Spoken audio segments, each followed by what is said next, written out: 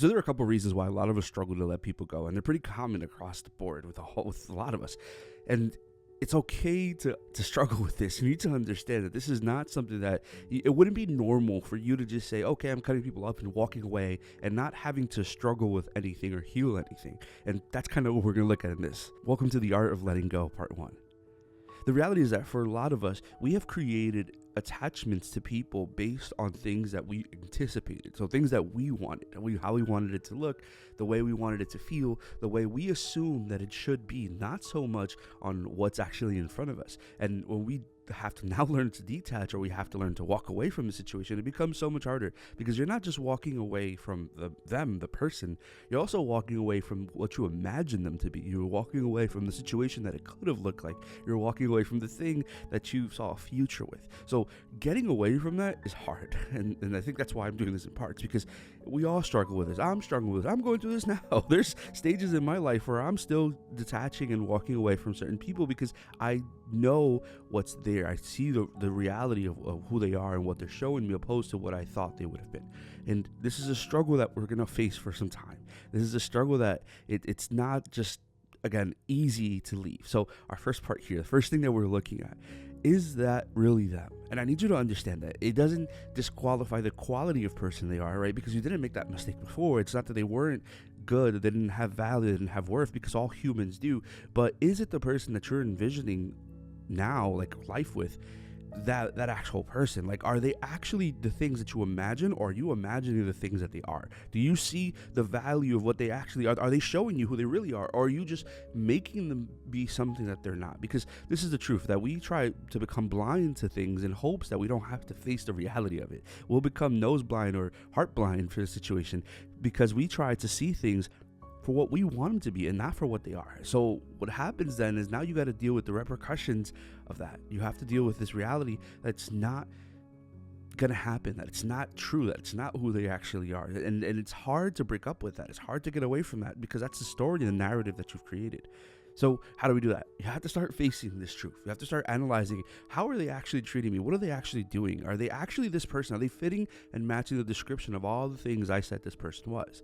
And not so much like physical or financial or anything like that, but like actually treating you the way they are. I've been in situations myself where I've envisioned the person to be something different, and after that honeymoon stage, after those couple of months that things are supposed to feel nice and happy, they start actually showing you their character. They start showing you how they treat you, how they want you around. But what happens with a lot of people is that we see that and we say, oh no, that's just, they're angry, or their emotions this month or something like that. And you keep making excuses to justify their wrong actions. And what's going to happen is, if you keep doing that, you're going to stay in something that's miserable. And I don't mean that you don't work with people and you don't help them grow, and there aren't things that are part of human nature. Of course, that's something that we have to work through, we have to grow through. But there are certain situations and certain attitudes and certain aspects of that are not just common human nature, are just poor emotional stability. And for a lot of people, again, it's not even their fault. I'm not trying to justify them, but you also have to understand that there are wounds that they're responding to, but that's not your job to heal those wounds. It's not your job to be the lightning rod for that pain that they have, that you have to now receive everything. It's not your job to make yourself less so that they can actually feel better about themselves. That's terrible. That's a horrible dynamic in a relationship, and all you're ever going to do is be upset. All you're ever going to do is hate yourself because you allowed yourself to be in this. I know it's hard. I know it's tough to sit here and decide, listen, I don't want to be in something like this, and I'm going to have to leave and walk away. But you're going to have to challenge this reality, because it's either this is the rest of your life, because they're not going to change. The moment that they see that they can do these things and walk over you and walk away from whatever they want, you're never going to change them. If they're stonewalling you and not speaking to you, or not addressing their flaws and making you seem like you're the worst, which also, by the way, that's narcissistic tendencies, right? Narcissists do that. They'll make everything seem like it's your fault.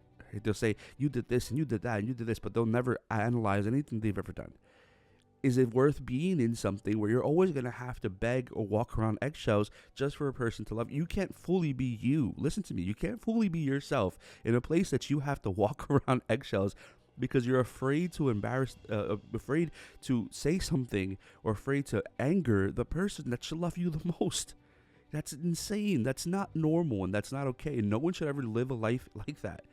So analyzing that, stepping back and saying, is this real? Like, is this genuinely a relationship that I'm happy in? This is something that's going to serve and flourish. Are people going to be able to look at this and this will be an example? Are my kids going to see this and say, look how much they love each other? Or are your kids going to look at this and say, look how much mom or dad has to change who they are just to be happy? You'll be miserable for the rest of your life. At some point, we have to choose what's worth it. Is it worth staying in something that I have to lie to myself just to be in? Or am I analyzing who they are and taking the hard step of walking away? And walking away doesn't mean that's, I know for a lot of people, they think that's just cutting off everything and just leaving. It's for some people, it should be a slow progression now, because there's different situations, right? There's different things that you have to account for, and you can't just pull away completely, but slowly make the effort to do so, knowing what you're worth and what you're value. And the hardest stage is that storm. It's that storm of finally deciding I'm going to do what's right for me, what's good for me, not because of a selfish reason, but actually because of a selfless reason, because I'm not going to cause another person to live a life that I'm lying to myself and to them to be in. And selfless for myself, because I'm not going to live a life where I have to lie to me and lie to them to be in. And slowly go through that storm and progress away from that. At the end of the day, that hurt is going to be a couple months, a couple weeks. But living a life eternally in a place that you know doesn't serve you is what kills you the most. So in part 2, we'll kind of talk about that too, about healing that pain and walking away from that. But you need to make the effort to stop being in something that clearly is not serving you, clearly isn't for you, just because you haven't built up the courage to leave.